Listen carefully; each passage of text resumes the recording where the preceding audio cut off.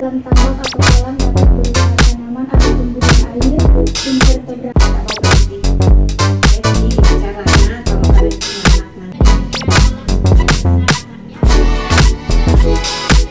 Guys, perkenalkan nama saya Prilati Rahayu dari peserta mata kuliah dasar-dasar aquaculture D.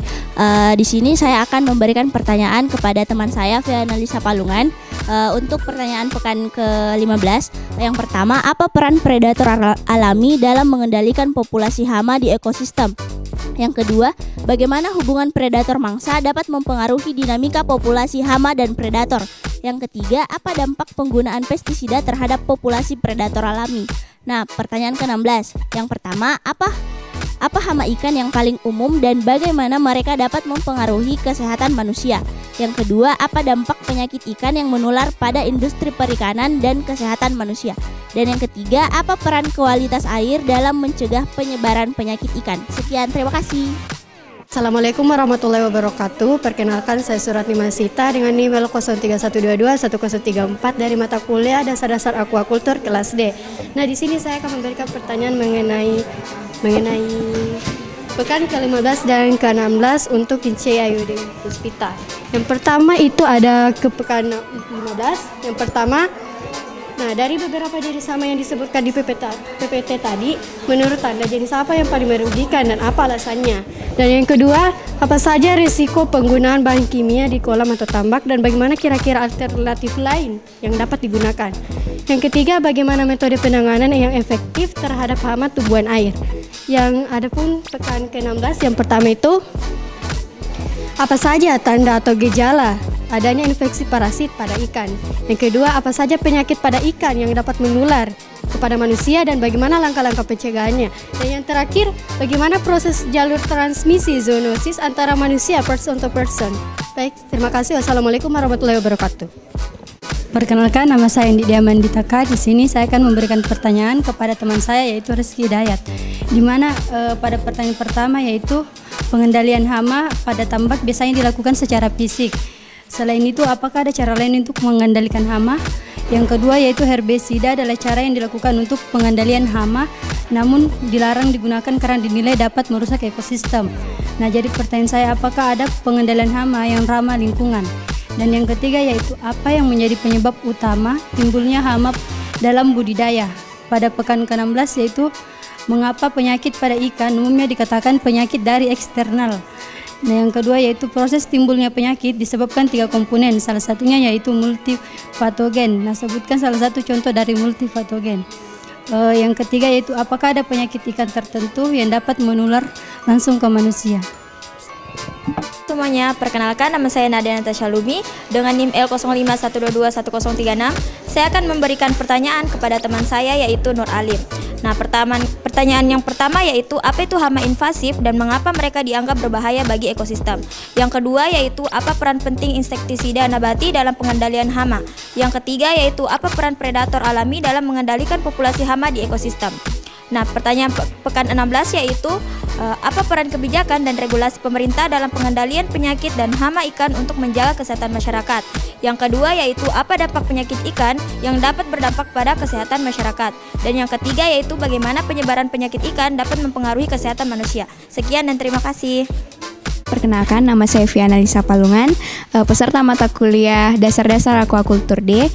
Saya akan memberikan pertanyaan kepada saudari Nurlisda. Materi 15, yang pertama, apa hama ikan yang paling umum?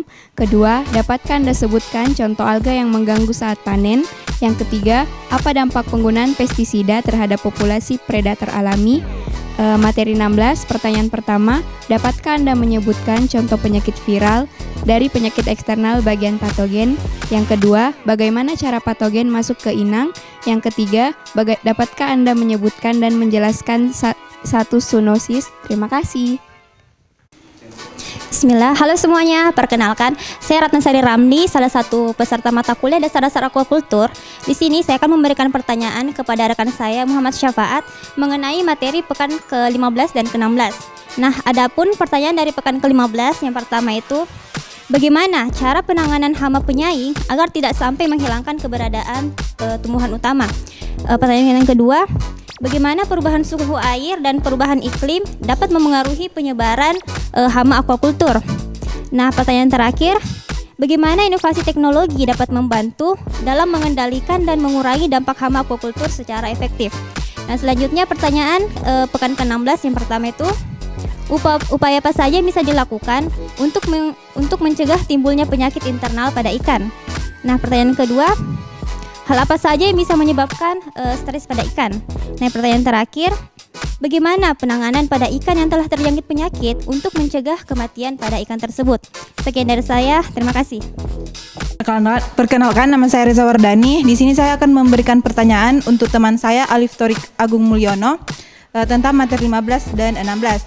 Pertanyaan pertama yaitu, bagaimana cara mengidentifikasi adanya serangan hama pada kolam akuakultur? Yang kedua, apa metode pengendalian yang efektif untuk mengatasi serangan hama dalam akuakultur? Yang ketiga, apakah ada strategi pencegahan yang dapat dilakukan untuk mencegah serangan hama dalam akuakultur? Apa saja jenis penyakit ikan yang paling berbahaya dan berpotensi menyebar ke manusia dan bagaimana cara penularannya? Yang keempat yaitu, apakah ada penyakit ikan yang sulit dideteksi dan dapat menimbulkan risiko kesehatan yang serius bagi masyarakat? Bagaimana dampak ekonomi dari penyakit dan hama ikan terhadap industri perikanan dan kesejahteraan masyarakat? Terima kasih. Hey guys, welcome back to Unas TV. Perkenalkan, nama saya Soben Pison dari kelas dasar-dasar Aquaculture D. Di sini saya akan memberikan pertanyaan kepada Kakanda Alfian Baktiar.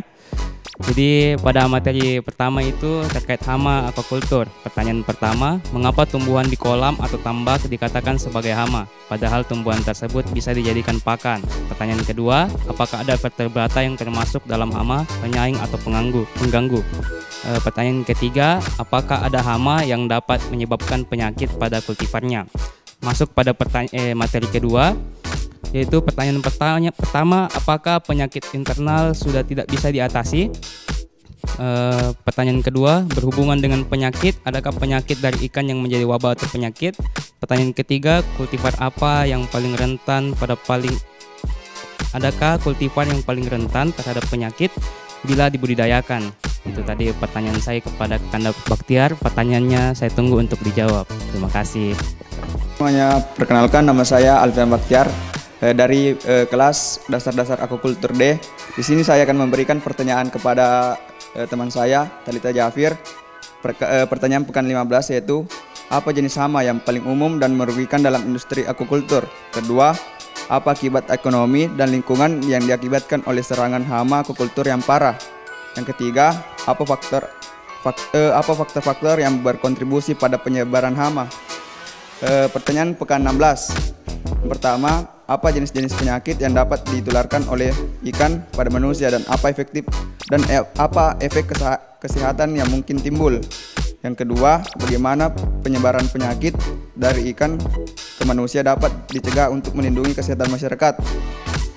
Yang ketiga, apa efek kesehatan yang dapat ditimbulkan oleh paparan jangka panjang terhadap hama ikan seperti bakteri atau parasit pada manusia?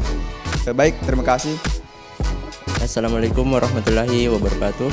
Perkenalkan, nama saya Nur Alim dari kelas dasar-dasar akuakultur kelas D. Saya akan memberikan pertanyaan pada teman saya yaitu Apriliani. Pertanyaan pekan 15 yang pertama yaitu, bagaimana penyebaran hama akuakultur dapat mempengaruhi ekosistem perairan secara keseluruhan? Kedua, apa saja dampak ekonomi yang ditimbulkan oleh serangga hama akuakultur baik dalam skala kecil maupun besar? Yang ketiga, apa strategi terbaik yang dapat diadopsi untuk mencegah hama akuakultur dan mengurangi ketergantungan pada penggunaan pestisida? Nah, pertanyaan pekan ke-16 yang pertama yaitu, apa saja jenis-jenis penyakit yang paling umum terjadi pada industri akuakultur? Yang kedua, apa perbedaan penyakit dan hama yang menyerang ikan air tawar dan ikan air laut? Yang ketiga, bagaimana pengelolaan aquaculture dapat mengurangi risiko penyakit dan hama? Sekian dari saya. Assalamualaikum warahmatullahi wabarakatuh. Assalamualaikum warahmatullahi wabarakatuh. Perkenalkan, nama saya Muhammad Syafaat dari kelas dasar Aquaculture D dari Fakultas Ilmu Kelautan dan Perikanan.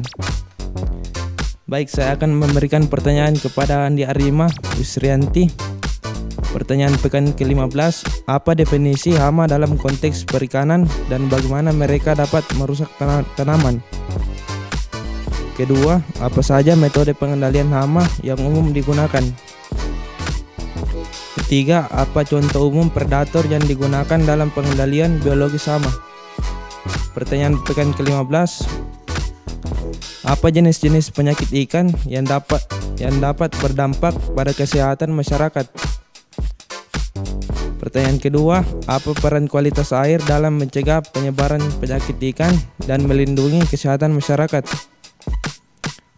Pertanyaan ketiga, apa hama ikan yang paling umum dan bagaimana mereka dapat mempengaruhi kesehatan manusia?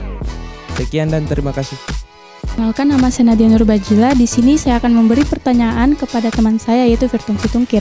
Di pekan 15, hal apa saja yang perlu dilakukan agar dapat meminimalisir hama pada aquaculture? Yang kedua, apakah pemberantasan hama di tambak dengan cara kimiawi tidak berdampak pada proses aquaculture? Dan yang ketiga, selain merugikan ekonomi, apakah ada hal lain yang merugikan aquaculture dari adanya hama? Pada pekan 16, yang pertama, apakah ikan yang terkena penyakit dapat tertular ke manusia? Yang kedua, hal apa yang perlu dilakukan agar ikan tidak terkena penyakit? Dan apa tindakan yang perlu dilakukan jika ikan terkena penyakit? Sekian. Halo, perkenalkan saya Andi Arima. Saya akan memberikan pertanyaan kepada teman saya, Jen Ria Rambalangi. Jadi pertanyaan pada pekan 15 yang pertama ialah apa penyebab munculnya hama di tambak? Yang kedua, apakah cara membasmi hama ikan hanya bisa dilakukan dengan cara pengeringan kolam atau tambak? Apakah ada cara yang lain? Yang ketiga, apabila tambak terserang salah satu jenis hama, apakah hama lain juga dapat muncul? Adapun pertanyaan untuk pekan 16, yang pertama, virus apa saja yang dapat menyerang ikan? Yang kedua, apa yang menyebabkan stres pada ikan? Yang ketiga, bagaimana proses penyebaran penyakit secara vertikal pada ikan? Terima kasih. Nama saya Jenera Rambalangi. Saya akan memberikan pertanyaan kepada teman saya, Kanaya Desmaniti Kamarullah. Pertanyaan pekan ke-15 yaitu, apakah ada bahan kimia lain selain herbisida untuk menurunkan populasi zooplankton? Yang kedua, apa itu mikrofita? Yang ketiga, apa saja jenis-jenis alat yang digunakan untuk membasmi hama? Pekan ke-16, yang pertama, bagaimana gejala pada ikan jika terinfeksi bakteri Streptococcus?